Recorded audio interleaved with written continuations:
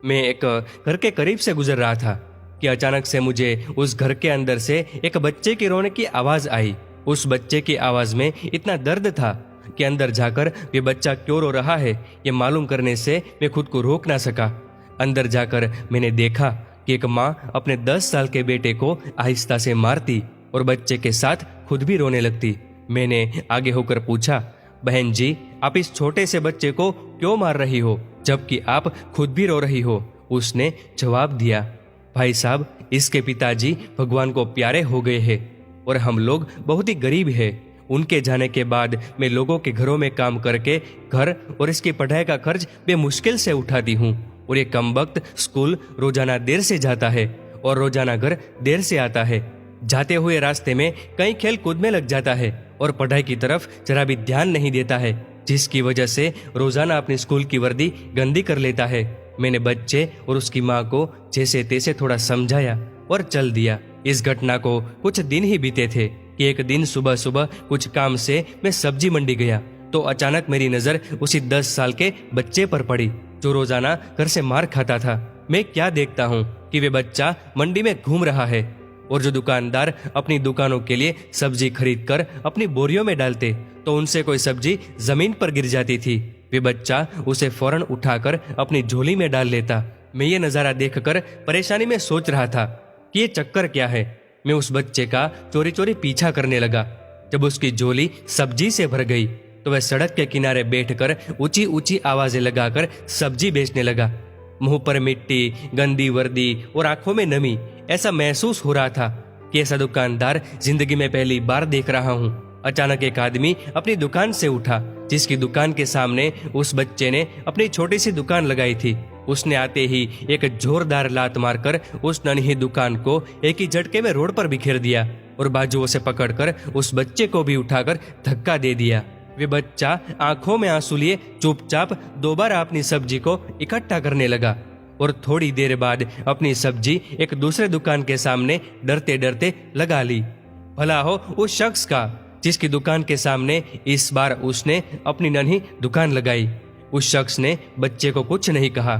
थोड़ी सी सब्जी थी, ऊपर से बाकी दुकानों से कम कीमत। जल्द ही बिक्री हो गई और बाजार में एक कपड़े वाली दुकान में दाखिल हुआ और दुकानदार को वह पैसे देकर दुकान में पड़ा अपना स्कूल बैग उठाया और बिना कुछ कहे वापस स्कूल की ओर चल पड़ा और मैं भी उसके पीछे पीछे चल रहा था। बच्चे ने रास्ते में अपना मुंह धोकर स्कूल चल दिया। मैं भी उसके पीछे स्कूल चला गया।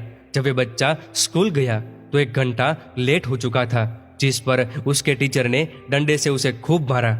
मैंने जल्दी से जाकर टीचर को मना किया कि मासूम बच्चा है, इसे मत मारो। टीचर कहने लगे कि रोजाना 1-1.5 घंटे से लेट ही आता है और मैं रोजाना इसे सजा देता हूँ कि डर से स्कूल वक्त पर आए और कई बार मैं इसके घर पर भी खबर दे चुका हूँ। खैर, बच्चा मार खाने के बाद क्लास में बैठकर पढ़ने लगा।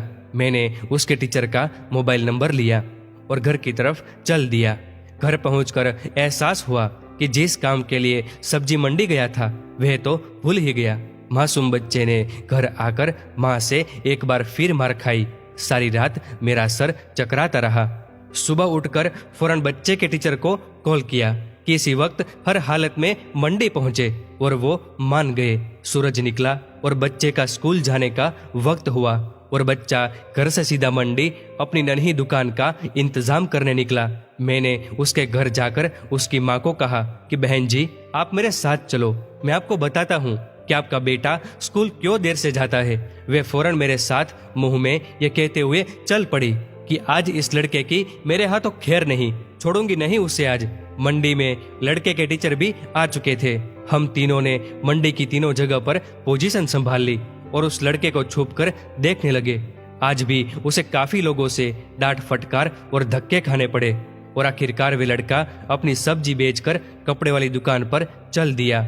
अचानक मेरी नजर उसकी माँ पर पड़ी तो क्या देखता हूँ कि वे बहुत ही दर्द भरी सिसकियां लेकर लगातार रो रही है और मैंने फौरन उसके टीचर की तरफ देखा तो बहुत शिद्दत से उसके आंसू बह रहे थे। दोनों के रोने में मुझे ऐसा लग रहा था जैसे उन्होंने किसी मासूम पर बहुत जुल्म किया हो और आज उनको अपनी गलती का एहसास हुआ हो। उसकी माँ रोते रोते घर चली गई और टीचर भी सिसकियां लेते हुए स्कूल चला गया। बच्चे ने दुकानदार को पैसे दिए और आज उसको दुकानदार ने एक लेडी सूट देते हुए कहा कि बेटा, आज सूट के सारे पैसे पूरे हो गए हैं, अपना सूट ले लो। बच्चे ने उस सूट को पकड़कर स्कूल बैग में रखा और स्कूल चला गया। आज भी वे 1 घंटा देर से था। वे सीधा टीचर के पास गया और बैग डेस्क पर रखकर मार खाने के लिए अपनी पोजीशन संभाल ली और हाथ आगे बढ़ा दिए कि टीचर डंडे से उसे मार ले। टीचर कुर्सी से उठा और फौरन बच्चे को गले लगाकर इस कदर जोर से रोया कि मैं भी देखकर अपने आंसुओं पर काबू न रख सका। मैंने अपने आप को संभाला और आगे बढ़कर टीचर को चुप कराया और बच्चे से पूछा, ये जो बैग में सूट है वे किसके लिए है?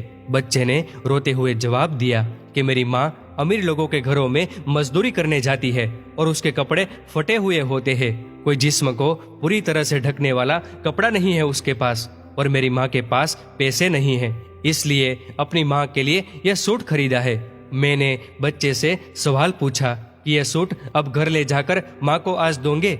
जवाब ने मेरे और उस बच्चे के टीचर के पैरों के नीचे से जमीन ही निकाल दी। बच्चे ने जवाब दिया, नहीं अंकल, छुट्टी के बाद मैं इसे दर्जी को सिलाई के लिए दे दूंगा। रोजाना स्कूल से जाने के बाद काम करके थोड़े थोड़े पैसे सिलाई के लिए दर्जी के पास जमा किए हैं। टीचर और मैं सोचकर रोते जा रहे थे कि आखिर कब तक हमारे समाज में गरीबों और विधवाओं के साथ ऐसा होता रहेगा।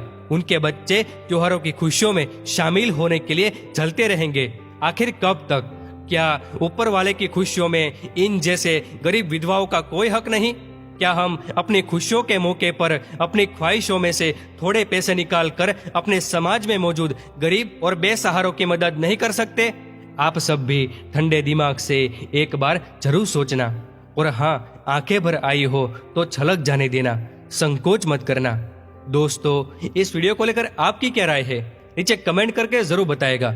और अगर आपको ये वीडियो अच्छा लगा हो तो इस वीडियो को लाइक करिएगा, शेयर करिएगा ज्यादा से ज्यादा लोगों तक और ऐसे ही और भी इंस्पिरेशनल वीडियोस के लिए सब्सक्राइब करें हमारे यूट्यूब चैनल को और फेसबुक पर फॉलो करें हमारे पेज को। धन्यवाद।